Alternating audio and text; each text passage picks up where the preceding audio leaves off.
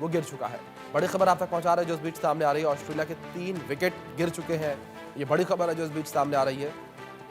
104 run पर Australia अपने 3 wicket गंवा चुका है और तीसरे टेस्ट का दूसरा दिन है आज। ये बड़ी खबर जो इस बीच सामने आ रही है।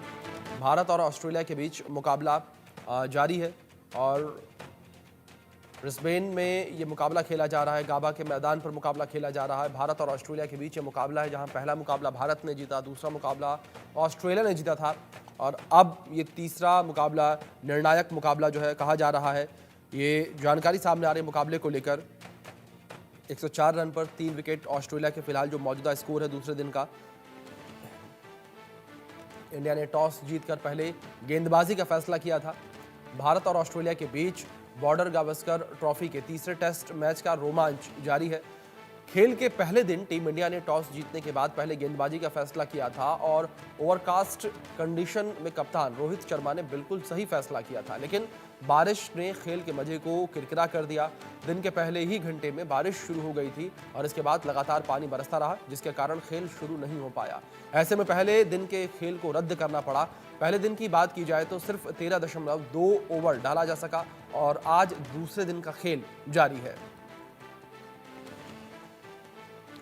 तो आज दूसरे दिन का खेल जारी है। फिलहाल जो है ब्रेक जिस तरीके से हो रखा है और 104 रन पर 3 विकेट ऑस्ट्रेलिया अपने 3 विकेट जो है गंवा चुका है और दूसरी ओर बुमराह जो है वो बेहतर गेंदबाजी करते नजर आ रहे हैं। जिस तरीके से बुमराह का कहर देखने को मिला था पहले टेस्ट मुकाबले में भी, तो ऐसे में तीसरे टेस्ट मुकाबले में भी बुमराह का कहर देखने को मिल रहा है और तीसरा मुकाबला निर्णायक है। भारत की तरफ से पूरी कोशिश रहेगी कि भारत इस मुकाबले को जीते, इस मुकाबले में जीत हासिल करे और जल्दी से जल्दी ऑस्ट्रेलियाई टीम को समेट कर भारतीय टीम बल्लेबाजी के लिए उतरे। एक बड़ा स्कोर जो है स्कोर बोर्ड पर लगाए भारतीय बल्लेबाज। इस बीच हमारे स्पोर्ट्स एडिटर मनोज जोशी जी जुड़ गए हैं, सीधे उनका रुख करेंगे। मनोज जी, सबसे पहले जानकारी आपसे मैं यहाँ पर यही लेना चाहूंगा, जिस तरीके से फिलहाल ये मुकाबला आगे बढ़ रहा है, पहला दिन तो खराब हो गया कह सकते हैं, लेकिन फिलहाल की जो स्थिति है इस स्थिति को किस तरीके से देखते हैं आप? क्या आपको लगता है कि जो मुकाबला उसके परिणाम आएंगे? जी हाँ, बिल्कुल।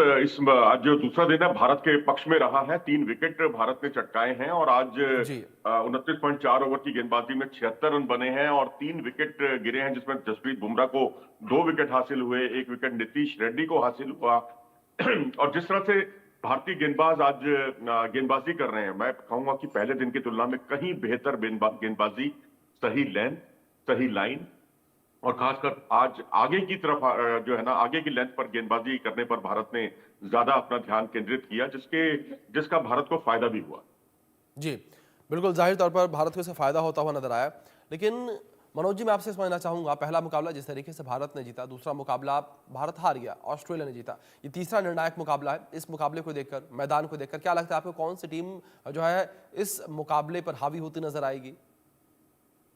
देखिए, अभी शुरुआती दौर है, क्योंकि पहले दिन को तो आप गिने ही ना, क्योंकि पहले दिन बिल्कुल। तो ओवर भी बहुत 13-14 ओवर तक गेंदबाजी हुई है। तो अब यहाँ दूसरे दिन जिस तरह से भारतीय गेंदबाज चढ़कर गेंदबाजी कर रहे हैं, खासकर आज बेशक आकाशदीप को आज कोई विकेट नहीं मिला, उनकी गेंदबाजी भी बहुत सटीक लाइन लेंथ की गेंदबाजी थी। आगे जी खिलाया उन्होंने और ज्यादा से ज्यादा खिलाने की वो कोशिश करते हैं नई गेंद से। तो अब क्योंकि गेंद जितनी पुरानी होती जाएगी, सॉफ्ट होती जाएगी, रन बनाना थोड़ा सा आसान होता जाएगा। तो बेहतर यही है कि अभी, क्योंकि जो 3 विकेट जैसे गिरे हैं आज, उस्मान ख्वाजा आउट होने वाले पहले बल्लेबाज थे, जिस तरह से उनको आज आउट किया राउंड द विकेट आकर, और लगातार जो है वो फॉरवर्ड डिफेंसिव शॉट खेलने गए थे और समझ नहीं पाए गेंद को। एज लगा, तीनों एजेस लगे हैं, बाहरी किनारे लगे हैं, विकेट कीपर और स्लिप के फील्डर तैनात रहे हैं। मैक्सवीनी, जो कि जिन्हें चौथी बार, जो उनके तीसरे टेस्ट में चौथी बार जो है आउट किया जसप्रीत बुमराह ने, वो भी डिफेंस करने गए थे, हाफ डिफेंस थे, हाफ फॉरवर्ड होना चाहते थे और गेंद उनसे ज्यादा मुस्तैद निकली। इसी तरीके से लैबुशेन को आज नीतीश रेड्डी ने जो आउट किया, वो थोड़ी गेंद और आगे की तरफ उन्होंने खिलाई थी, आउटसाइड दी ऑफ स्टंप थे और थी बॉल, और ड्राइव करने गए थे और गेंद बल्ले का बाहरी किनारा लेती हुई स्लिप की दिशा में गई, जहां विराट कोहली ने आज अपना दूसरा कैच लपका। तो आज कुल मिलाकर गेंदबाजी बहुत आला दर्जे की हुई है। यही गेंदबाजी इसी स्तर की रही और ट्रेविस हेड को भारत ने अगर रोक लिया, और स्टीव स्मिथ, ये मत भूलिए, अभी क्रीज पर टिके हुए हैं और इनको भी जल्दी उखाड़ना होगा, आउट करना होगा, क्योंकि ये बल्लेबाज जब एक बार क्रीज पर टिक जाता है तो बहुत लंबी पारी खेलते हैं। जी, बिल्कुल। और दूसरी ओर जिस तरीके से मनोज जी विकेट गिरने का आपने ज़िक्र किया, 2 विकेट यहाँ पर उसमें योगदान विराट कोहली का भी रहा। जिस तरीके से विराट कोहली अपनी फील्डिंग के लिए काफ़ी जाने जाते हैं, 2 कैच उन्होंने लपके। जी हाँ, बिल्कुल स्लिप पर वो एक अच्छे फील्डर हैं और क्योंकि पहली स्लिप पर रोहित शर्मा खड़े होते हैं, दूसरी स्लिप पर विराट कोहली खड़े होते हैं, अच्छा पूर्वानुमान लगा लेते हैं और एक जो उन्होंने ऊपर उछलते हुए जो कैच पकड़ा वो बहुत शानदार था। तो यहाँ ये है कि विराट कोहली और हमारे जो स्लिप कॉर्डन है, वहां पर गलतियां नहीं होनी चाहिए क्योंकि स्लिप पर बहुत कैचेस आएंगे, एजेस लगेंगे क्योंकि यहाँ पर ये विकेट जिस तरह का है, थोड़ा बाउंसी ट्रैक है और बल्लेबाज जो है उसका पूर्वानुमान नहीं लगा पाता उस तरीके से कि गेंद जो है कितनी राइज करेगी क्योंकि यहाँ आपको थोड़ा सा उछाल को लेकर भी वैरायटी लानी होगी और वही भारतीय गेंदबाज कर भी रहे हैं क्योंकि जितना आप थोड़ी वैरायटी आएगी और आप जो है सीधी गेंद करते करते अचानक एक बीच में गेंद बाउंसी उछाल वाली गेंद करते हैं तो बल्लेबाज उस पर थोड़ा सा गच्चा खा जाता है या लगातार उछाल करते हुए आप एक सीधी ऐसी गेंद कर दें जो आपकी कमर की ऊंचाई से भी नीची हो तो उस पर भी जो बल्लेबाज है वो फॉरवर्ड डिफेंसिव शॉट खेलने जाता है गेंद पूर्वानुमान नहीं लगा पाता एजेस लगते हैं और स्लिप और गली और साथ ही विकेट कीपर सहित 4 फील्डर जो है पीछे विकेट के पीछे तैनात हैं आपका कैच लपकने के लिए जी जी। अ, सर दूसरी ओर अगर गाबा के इस पिच को लेकर बात की जाए तो गाबा का मैदान क्या कुछ कहता है, किस तरीके से इसका इतिहास रहा है? देखिए गाबा का मैदान जो है शुरू से ही बाउंसी ट्रैक रहा है बहुत जी। तेज तर्रार रहा है और यहाँ उछाल सबसे ज्यादा ऑस्ट्रेलिया के किसी भी वेन्यू पर अगर कहीं मिलता है तो वो गाबा नंबर 1 है बेशक पर्थ की विकेट काफी तेज मानी जाती है लेकिन गाबा उछाल के मामले में उससे भी ऊपर है तो अब यहाँ सीम मूवमेंट भी है क्योंकि सीम मूवमेंट अगर आप देखेंगे भारतीय खिलाड़ियों को कल की तुलना में ज्यादा मिली है आज और यहाँ पर भारत ने क्योंकि पिछली बार गाबा का गरूर तोड़ा था पिछली बार 2021 में और उसके बाद वेस्टइंडीज ने भी भारत के पद चिन्हों पर चलते हुए ऑस्ट्रेलिया को शिकस्त दी थी तो यहाँ पिछले 4 टेस्ट मैचों में 2 टेस्ट मैच हारा है ऑस्ट्रेलिया तो ये ऑस्ट्रेलिया के लिए बड़ा चुनौतीपूर्ण जो है सफर है इस मैदान पर लेकिन ये विकेट जो है उनके तीनों तेज गेंदबाजों को काफी सूट करती है जी, बिल्कुल, ज़ाहिर तौर पर। मनोज जी, दूसरी ओर जिस तरीके से यहाँ पर भारतीय टीम को लेकर भी कई बार ज़िक्र किया गया। अगर बात ज़ाहिर तौर पर सोशल मीडिया को लेकर बात की जाए, तो कई सारे ट्रेंड्स देखने को मिलते हैं, कई सारे जो यूज़र्स होते हैं, उनके अपने सवाल-जवाब होते हैं। भारतीय टीम को लेकर भी आलोचना जो है देखने को मिली थी, जब दूसरा टेस्ट मुकाबला भारतीय टीम हार गई थी, तो यहाँ पर टीम को आलोचनाओं का शिकार करना पड़ा था। जी हाँ, बिल्कुल उसकी वजह ये थी कि जो सिराज और ट्रेविस हेड के बीच में जो गर्मा गर्मी वाला जो माहौल था उसको लेकर सिराज बड़े अलोकप्रिय हो गए वहां पर एडिलेड में लेकिन ठीक है चलता है भाई क्रिकेट में आप पहले स्लेजिंग करने के मामले में ऑस्ट्रेलियंस भी पीछे नहीं थे ये तो भला हो आईपीएल का और भला हो हाल में भारत के प्रदर्शन का जिसकी वजह से वो स्लेजिंग कम हुई है अब बल्कि भारतीय खिलाड़ी ज्यादा स्लेज करने लगे हैं और मिचेल स्टार्क और जैसे अब अभी हमने जिक्र किया सिराज और हेड का ऐसे ही यशस्वी जायसवाल और मिचेल स्टार्क इनके बीच में भी माहौल बड़ा अच्छा लगता है जब वो उनको गेंदबाजी करते हैं और पीछे तो उनको यहां तक उन्होंने कह दिया था पर्थ में कि भैया आपकी बॉल बहुत धीमी आ रही है बहुत जरा थोड़ा बॉल और जोर लगाइए और उससे मैं समझता हूँ एक तरह से उन्होंने उनको उकसा दिया मिचेल स्टार्क को और वो दूसरे टेस्ट में उन्होंने बहुत ही शानदार गेंदबाजी की निर्णायक साबित हुए अपनी टीम के लिए अपनी टीम की जीत में उन्होंने बहुत बड़ी महत्वपूर्ण भूमिका निभाई तो अब यहाँ जो राइवलरी है ना इंडिया और ऑस्ट्रेलिया की वो साफ तौर पर दिखाई दे रही है और ये राइवलरी मैं समझता हूँ कि क्रिकेट के रोमांच को कई गुना आगे बढ़ा देती है बिल्कुल। और दूसरी ओर मनोज जी, जो जोड़ी है स्टीव स्मिथ और टार्विस हेड की, उसको लेकर बात की जाए, ये जोड़ी फिलहाल जो मैदान पर टिकी हुई है, मुकाबला खेल रही है इस वक्त। इस जोड़ी से भारतीय गेंदबाज और भारतीय टीम और भारतीय प्रशंसक जो है कितना घबराए?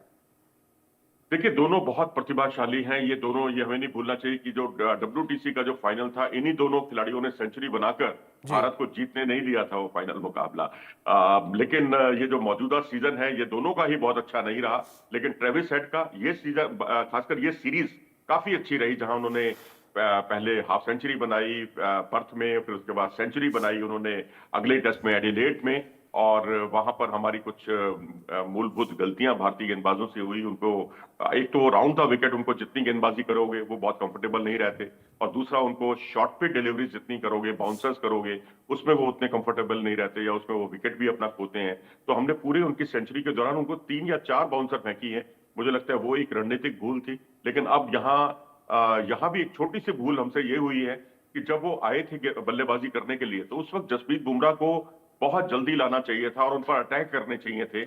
हम उनको लाने में भी हमने थोड़ी सी देरी कर दी। उन्होंने 1-2 बाउंड्रीज भी लगाई जब जसप्रीत बुमराह गेंदबाजी के लिए आए।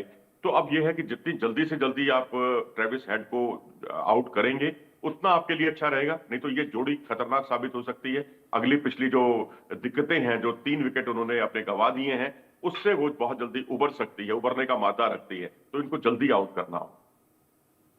बिल्कुल, जल्दी आउट करना एक बड़ा कह सकते हैं कि यहाँ पर गेम रहेगा। लेकिन दूसरी ओर अगर भारतीय टीम को लेकर बात की जाए, जिस तरीके से केएल राहुल को लेकर बात की जाए, तो केएल राहुल किस तरीके से इस वक्त आप देख रहे हैं उनको, क्योंकि पिछले कई मुकाबलों को लेकर बात की तो केएल राहुल का बल्ला भी कुछ उस तरीके से चलता नजर नहीं आया, और कुछ कुछ मुकाबलों में उन्होंने जो है अपने बल्ले से कुछ रन बनाए हैं। लेकिन अगर ज्यादातर मुकाबलों को लेकर बात की जाए मनोज जी, तो वो उस तरीके से परफॉर्म करते हुए नजर नहीं आए हैं जैसी उम्मीद केएल राहुल से की जाती है।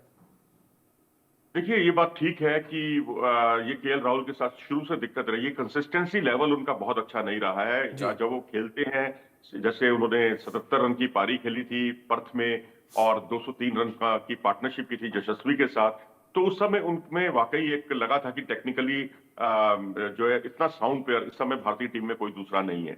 लेकिन आपका अगर आप पूरा करियर औसत देखते हैं, वो भी 33-34 का आपका सारा औसत है, जो आप नंबर 5 पे भी खेले हैं, ओपनर भी खेले हैं। ओपनर के तौर पर आपकी ज्यादातर सेंचुरी एज अ ओपनर है। 8 में से 7 सेंचुरी आपने एज अ ओपनर लगाई है। तो आपका एवरेज काफी ऊपर होना चाहिए। कंसिस्टेंसी लेवल में थोड़ा सा मुझे लगता है ध्यान देने की जरूरत है, जहां एकाग्रता टूटती है। क्योंकि आउट होने के लिए आपके लिए एक गेंद काफी होती है। आप चाहे कितने भी टेक्निकली साउंड प्लेयर हो, कितना ही आप बड़ी पारी खेलने का मादा रखते हो, लेकिन अगर एक गेंद आपको उस पर कैसे आपको निकलना है, कैसे बचना है, जी वो कला में थोड़ा सा और निपुणता की जरूरत है। इसीलिए उनका कंसिस्टेंसी लेवल वैसा नहीं हुआ जैसा कि उनमें कैलिबर है। जी। और दूसरी ओर मनोज जी, एक चर्चित नाम, बड़ा नाम रोहित शर्मा, जिसको लेकर लगातार चर्चाएं हो रही हैं और उनके परफॉर्मेंस को लेकर लगातार चर्चाएं हो रही हैं। जी हाँ, रोहित शर्मा इस वक्त बहुत अपने करियर के सबसे खराब दौर से मैं कहूंगा गुजर रहे हैं। जी और तो और प्रैक्टिस मैच में भी नहीं चले। प्राइम मिनिस्टर 11 वाला जो मैच था, इस सीरीज में बिल्कुल नहीं चले। और तो और इससे पहले जो न्यूजीलैंड के खिलाफ सीरीज थी, वहां भी उनका फ्लॉप शो था। तो पिछली 13-14 पारियों में अगर एक हाफ सेंचुरी है एक ओपनिंग बल्लेबाज की, और औसत जो है उनका 11 या 12 का उनका औसत रहा हो, तो ये बहुत ही खराब प्रदर्शन है। इससे उनको बहुत जल्दी उबरना होगा। और जो मूवमेंट है, शुरुआती मूवमेंट, उसी से बचने के लिए वो मिडिल ऑर्डर में आजकल उतरने लगे हैं। लेकिन मिडिल ऑर्डर में भी अभी तक उनकी दाल नहीं गली। तो मुझे लगता है कि अब थोड़ा सा वो दबकर ना खेलें, नेचुरल गेम खेलें। क्योंकि जितना वो दबकर खेलेंगे, रोककर खेलेंगे, फॉरवर्ड डिफेंसिव शॉट या बैकफुट पर जाकर डिफेंस करेंगे, जैसे कि पिछली बार वो फंसे भी थे बैकफुट डिफेंस पर, तो मुझे लगता है अपना नेचुरल गेम खेलेंगे तो उतना वो रन भी बनाएंगे, उनके बल्ले से रन बनेंगे और उनमें कॉन्फिडेंस भी आएगा। जी। और दूसरी ओर मनोज जी, अगर चर्चित नामों को लेकर बात हो रही है तो विराट कोहली को लेकर बात कर ली जाए, तो विराट कोहली के परफॉर्मेंस को इस वक्त किस तरीके से देख रहे हैं आप? देखो जी, विराट कोहली ने एक सेंचुरी जरूर बनाई, लेकिन उसके बाद की 2 पारियां उनकी खराब गई। आउटसाइड दी ऑफ स्टंप जो उनके जो 3 साल उनके जो बहुत अच्छे नहीं रहे थे, तब वो ऐसे ही चौथे पांचवें स्टंप की गेंद पर ही आउट हो रहे थे। यहाँ पर भी वो फंसते हुए दिख रहे हैं वैसी ही गेंदों पर। तो मुझे लगता है जिन गेंदों पर वो आउट हो रहे हैं, जो उनके वीक जोन है, उस पर वो उनको अभी काम करना होगा। क्योंकि अब विराट इतने बड़े खिलाड़ी हैं कि उनके लिए हम तो इस तरह की राय नहीं दे सकते। लेकिन इतना जरूर मैं कहूंगा कि विराट को जैसे सचिन थे, उनमें एक लचीलापन था। जी उनको लगता था कि वो एक जगह पर फंस रहे हैं तो उस जगह स्ट्रोक ही नहीं खेलते थे। लेकिन विराट हमेशा अपने आप को ये सही साबित करने में लगे रहते हैं कि मैं यहाँ फंस रहा हूं तो यहाँ मेरे अंदर कैलिबर है और मैं इसको और अच्छे तरीके से यहाँ पर अपनी गलती से उभरूंगा। और उसी प्रयास में वो बार बार आउट होते हैं। तो मुझे लगता है कुछ भी आपको साबित करने की जरूरत नहीं, कि उन्होंने बहुत कुछ साबित कर दिया इंटरनेशनल क्रिकेट में। और 70 से ज्यादा सेंचुरीज बनाना अपने आप में इंटरनेशनल क्रिकेट में काफी है उनकी प्रतिभा को दिखाने के लिए। तो मुझे लगता है थोड़ा सा फ्लेक्सिबल उन्हें अपने माइंड सेट को रखना होगा। तो शायद आपको पुराने वाले विराट कोहली वैसे ही दिखेंगे। क्योंकि इस बार जो पिछली बार उन्होंने सेंचुरी बनाई, वो भी अनकन्वेंशनल शॉट्स की भरमार थी उसमें। वो इस तरह की शॉट्स आमतौर पर लगाते नहीं है। अपर कट, ग्लांस और इस तरह के शॉट्स जी उन्होंने जो लगाए, वो वाकई अपने आप में काबिले तारीफ थे। बिल्कुल। अब देखना दिलचस्प होगा मनोज जी कि क्या नतीजा निकलकर सामने आता है, किस तरीके से इंडियन टीम परफॉर्म करती है। फिलहाल बहुत शुक्रिया आपका जुड़ने के लिए और इन तमाम जानकारी